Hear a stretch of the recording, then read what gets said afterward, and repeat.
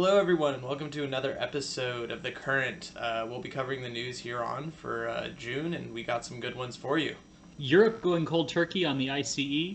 More bad news for QuantumScape. Is it even legal to purchase an EV? A red-hot lithium dispute between bankers and mining experts. Are EVs profitable and the knife fight to come over EVs? A bit of battery safety and recalls, and then we'll have some updates from our Who's Doing It Right companies.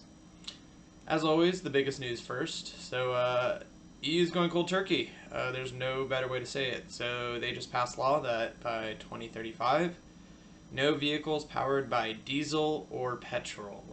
And this does extend. Aubert and I had a big back and forth and had to look it up, but this does actually instead to hybrids and plug-ins. So, any vehicle that is powered by petrol or diesel, done, 2035. All automotive manufacturers who sell in the Europe, so 27 countries, have to be 100% no diesel or petrol. Now, a little bit of a nuance here. Does that mean that auto manufacturers will just say, hey, it's easier because EU is going completely off petrol and diesel, we're just not going to do it anymore across the world?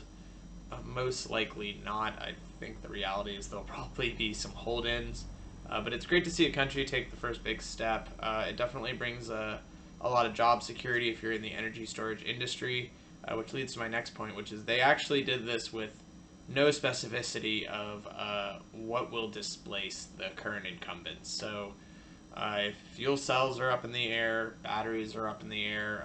I know Aubert and I have seen like compressed air vehicles before.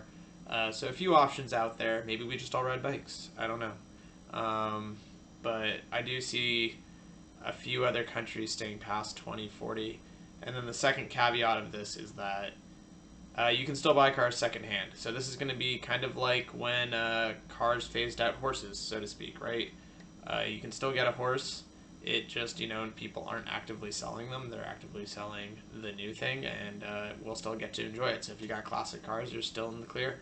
The other big news this month is that QuantumScape loses their manufacturing chief Celina over what they said was a management style mismatch. Now, if you've been following the battery industry at all, you know that this was a very highly publicized hire by QuantumScape meant to instill confidence in their ability to scale and manufacture.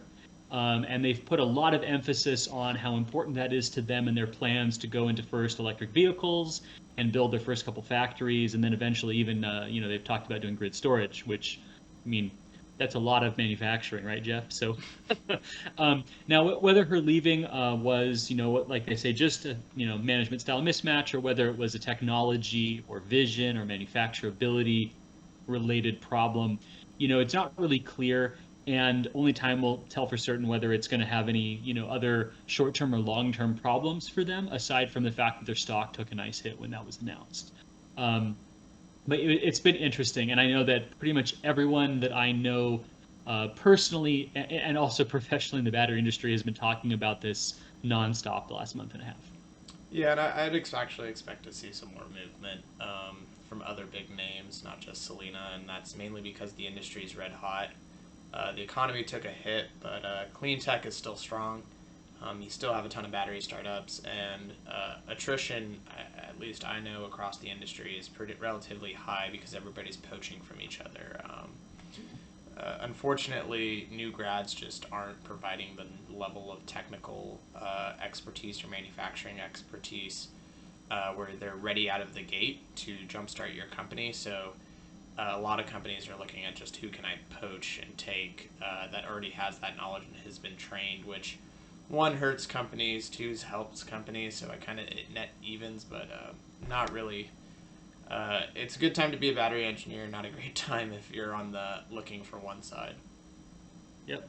Let's go on to my favorite article. So this is one that's made circles between Aubert and I know we've talked about it on the channel before, but it's the ever so philosophical argument of, is buying an EV ethical? Now, I don't think we really need to talk ethics and technology change. I think those are paradigm shifts in technology are always imperfect when they first start, and then it's a matter of refinement over time. But Specifically this article, and I'm not going to say who it's from because it's an op-ed piece and I don't want people slamming that individual, but it pointed out that for every EV, you're basically digging up 500,000 pounds of the Earth's crust to manufacture that EV, and that's across salt brines and nickel, manganese, graphite, etc., until you can get to your final processed input. What I would say, though, is it's not really about the ethics of buying an EV. What I would view it as is the desire to instill change from one imperfect system to another system, and although that system may be imperfect to start, that system has a lot of room to grow in the future, right? We don't have to be on NMC graphite for the rest of our days, right? We're on NMC graphite right now, but even now you can see, and we talked about it last month, the entire industry is shifting to LFP because one, it's cheaper, and although that's changed now because of supply chain issues, but two, it's a little bit safer, relatively speaking, of course, not, it's actually just relative to NMC, but you know, it's in their best interest, right? They need more abundant resources to bring down their costs so they can then sell it cheaper to you, which they can either A, take a bigger margin or beat out a competitor, right? So I don't think we'll be on this technology 10 years from now. I think we'll definitely be on something different, and it'll just be the ever evolution and optimization of improving this new technology, which at the end of the day would be better for society to not be actively polluting. So my favorite article last month was entitled "Red Hot Lithium Boom Pits Wall Street Against the Wonks," which it's not just one article, it's an article discussing a series of other articles and reports, which are arguing back and forth between primarily Goldman Sachs, who released a big battery report at the very end of May, on May 29th, and then other battery materials experts and mineral experts like Benchmark Mineral Intelligence as one example. And they're arguing back and forth over the future supply, demand, and pricing of battery materials, especially lithium. And so the short version of this is that Goldman Sachs said that the lithium supply will straighten out and be met by 2023 after all the problems that it's had so far this year, and that the pricing will go back to about 16,400 a ton from up to 55,000 this year. So the other experts are basically calling BS on this and saying that that's completely ridiculous. And they're giving lots and lots of reasons why they disagree with this prediction. You know, everything from the fact that a lot of the new lithium supplies that are coming online soon are going to be at higher cost than the existing mines. You know, sort of the basic idea that you know, you open the easiest, highest quality, most plentiful mines first, typically, and then anything after that will be a little harder, a little more expensive, a little less pure. They're also citing that the low quality of a lot of China's hard rock and brine resources mean that the industry can't rely on the feedstock from that country to meet market demand from a quality perspective.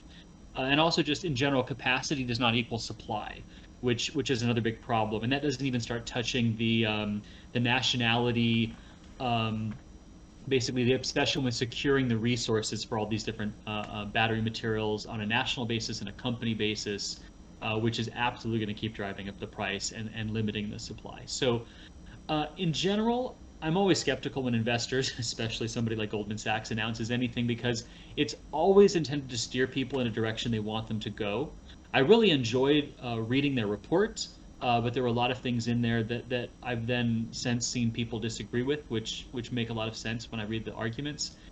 And I think it really highlights a very key point, which Jeff and I have talked about before in other videos, which is that really it looks like that a lot of the investors, whether it's bankers or VCs or just general investment, don't understand the broad strokes, let alone the nuances of the battery industry. And so this series of articles and the debates within them, I really enjoyed reading all of it in the last month, and I think it really does highlight that last point, that the technical people need to better educate the finance people and the marketing people about what all the details actually mean, so that they understand it better.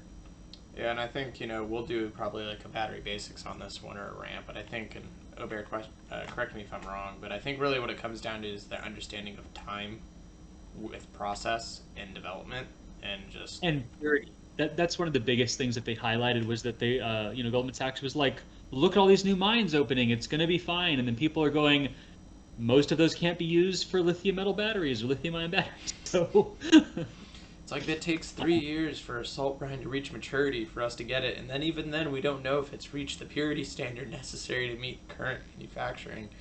Yeah. Ay, ay, ay. It's like people trying to predict cycle life. Oh, what change will this give us in cycle life? I won't know until it cycles. Simple as that. Yeah, but you can draw a line. God, I hear that on a weekly basis, and it drives me nuts. So We can model it, guys. Don't worry. yeah, you can model it from the first 50 cycles with an unproven technology that no one's ever cycled before in a new form factor. Not a problem. Let's keep going. All right, moving on. Our batteries and EVs going to be profitable. So Ford's CFO recently gave a little spiel about how they're actually starting to lose their margins on the Mach-E, and it's not because they can't actually sell enough of them. It's because when they built it and they priced it and they put it on the market, the whole supply issue and run on materials hadn't been in play. And essentially what's happening now is they are selling the car for one price, and everything around it that goes into it is starting to creep up in price, and their margins are being eaten every single day. Frankly speaking, the only ones winning in this whole EV supply materials race is the automotive OEMs who are stuck with dealerships. Because the dealerships are tagging on, surcharges or this, or, charging an extra $40K for F1 Ford Lightning to the point. So really it's the dealerships winning, unfortunately, in this whole circle. But I'm sure Ford will find a way, and things will hopefully stabilize, but we'll see with how volatile the market is right now. It also speaks a lot to all the competition that's coming. So there's a couple articles that sort of predict a knife fight coming to EVs here pretty soon, and a lot of the companies in response are basically having to target very specifically what they're going to aim for with their EV over other people's EV. So Tesla's fairly well established, luxury, high performance. They've kind of got a good piece of the market there. So companies like Mercedes are looking to enter with like $150,000 sedan, like super, super premium luxury sedan. So that's where they're going into. You have the, Rivian, they've got a truck. You've got the Ford F-150. It's a truck. Those are the kind of the selling points. There's a few other companies doing that as well. But a lot of the companies coming in are going to have to really highly target their specific product to find a niche to be able to sell them, I think, in the EV market. So interesting seeing all of that stuff coming off. Speaking of Tesla, Elon just sat down in Austin and gave an interview and basically said Giga Austin and Giga Berlin is hemorrhaging money faster than you can count. Really, burning money. Well, hemorrhaging, burning. Really what this is, guys, and this is normal, actually. It's just unfortunate that the inputs to this process are getting more expensive. So normal manufacturing, right, you set up a line, and Tesla's setting up two in two different places in their gigafactories, and you're setting this line up, and you have 100 batteries, and you're like, let's say that's how many they can run a day. That is nowhere near what a gigafactory can produce. I'm just using 100 for easy numbers. But that first 100 you run that first day, all trash. All of it. None of it's going to be in a battery. It's not making it to a car. And the reality is what's going to happen is over the next 6 months, they're going to get to like 30 to 40% yield, where 30 to 40% of the batteries may be able to be used in a car. A year in, they're going to be at like maybe 80 to 90% yield, and then they'll keep creeping up over the years come. But the reality is that Tesla, a company that is really under a lot of scrutiny from not only the investment community but also their quarterly reports, they're going to take a big hit bringing these lines on, because it is not going to be cheap for them to take nickel and cobalt and manganese and graphite and just copper, aluminum, and just wreck it day after day. And that's just the battery lines. That doesn't include the vehicle production lines or anything like that, which will all have similar problems, maybe to a lesser or greater extent, depending on what it is. And we're seeing a lot of those problems right now. So, for example, Lordstown Motors just went bankrupt this month, which is another piece of news. But You're also seeing companies like Rivian and Canoo and others really struggle with both the amount of cars they're producing and the costs that are hitting them to do it. So, there's been a lot more news this month on EVs and SPACs having financial trouble and more supply chain woes and more cathode price increases. But we covered a lot of those last month, and so we're going to give a lot of those a break and move on to another topic that's really dear to both of our hearts: battery safety, or lack of unsafety, and battery recalls. So yeah, we had the whole GM Chevy Bolt recall. We had a Hyundai Kona recall. The real crux, guys, here is the reason we're having big EV recalls is because there is a fundamental difference between the internal combustion engine or hybrids or plug-ins and full battery EVs, full electric. And the main difference is, in my car downstairs, I drive like a Kia. In that Kia, if there is a recall, it is usually due to a part. And I can take it into a dealer, and they can just take that single part out. There might be maintenance and labor associated with doing that process. And then they put it back on the road. In an EV, if you have a known batch of batteries that are bad, you have to replace the entire battery bank. Now, it may be one module, but you're replacing all those batteries regardless. This isn't like you can go in with like a piece or nut or like a fix-it kit and be like, all right, we knew the problem. It has like this cylinder is known to hemorrhage oil because of a hole here. We have to put a plug, and that should be fine based on the tolerances of the engine. This is like, no, that's all got to go. That $10,000 of batteries right there, out. And that's really the primary difference in what drives a lot of these why battery electric vehicle recalls are just so terrible. I mean, what was it? Like, GM lost like 3.6 billion in a day between like market cap and then like the money they had to spend to buy back the Chevy Bolts. It's insane. And LG as well. Yeah, it was pretty bad.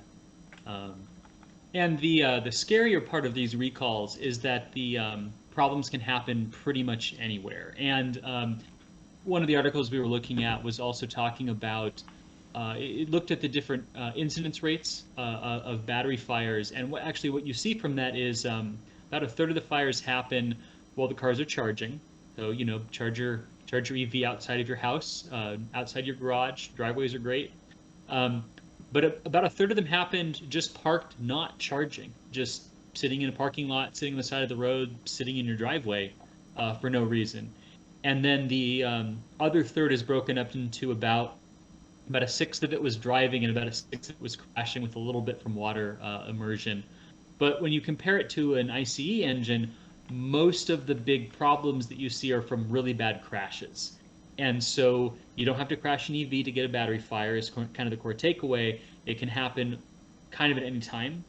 And people have to be a lot more careful about it, a lot more aware of it. And I think you'll start seeing a much higher incidence rate because of that, right? It's not just driving accidents, it's charging problems, battery optimization problems, battery defect problems when they just sit there. And it's something people need to be sort of aware of, and that companies are going to just keep getting hammered on. Yeah, and speaking of companies, we're going to cover some of the other companies we previously covered in our Who's Doing It Right series. So starting that off, Enovix just came out with a public press release that they can do DC fast charging in 10 minutes, and they can do it for 1,000 cycles and retain 93% of their capacity. That's actually amazing because there's no better way to wreck your battery than to DC fast charge it all the time. Now, I don't know there's a lot of play here. Generally speaking, when you have a battery and you put it on one of these tests, it's a script, and it does this script over and over again. So I don't know if this was they discharged it like a normal phone would discharge it, and then they ran their charging BMS to get it there, or if they did it like a human would, which is they would charge it 20%, take it out, charge it 20%, discharge it, partial discharge and charge. But still, no, that's really good numbers, and credit to them. It'll be interesting to see if that's dependent on the size, because they did report that it was a fairly small battery, about a 0.27 amp hour was the test battery. you can get away with murder with basically anything under an amp. Yeah. So it's still impressive results, and I'm just very interested to see if they can take that and scale it to a larger size in production. Because like tabs become a huge issue at that point and stuff like that. So that's always a pain.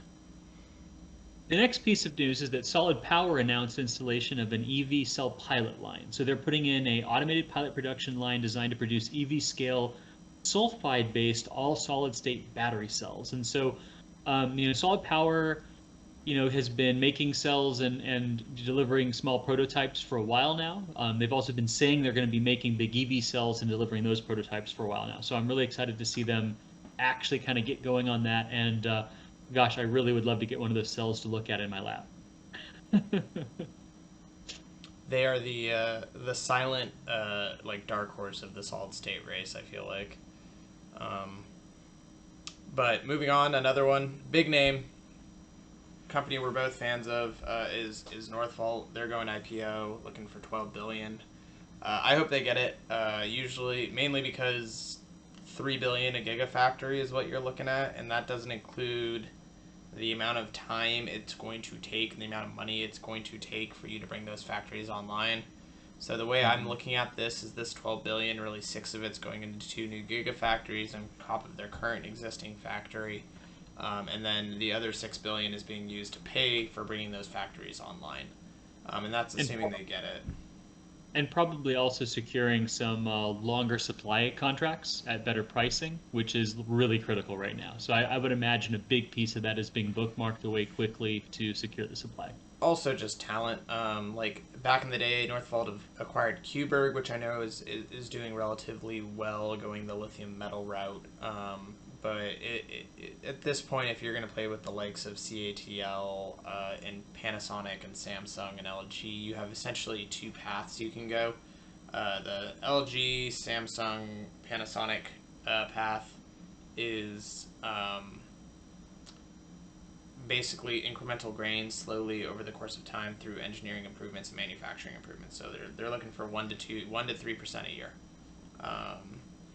And I would say that the CATL approach is to heavily reinvest into R&D and try and make improvements and paradigm shifts. So like lights out factories, stuff like that, that would go, and they're also heavily investing into like new technologies and everything. So while that's not everything that happened in June, we've covered the topics and trends we thought were the most interesting. We hope you'll enjoyed the second edition of The Current. And as always, like, comment, subscribe.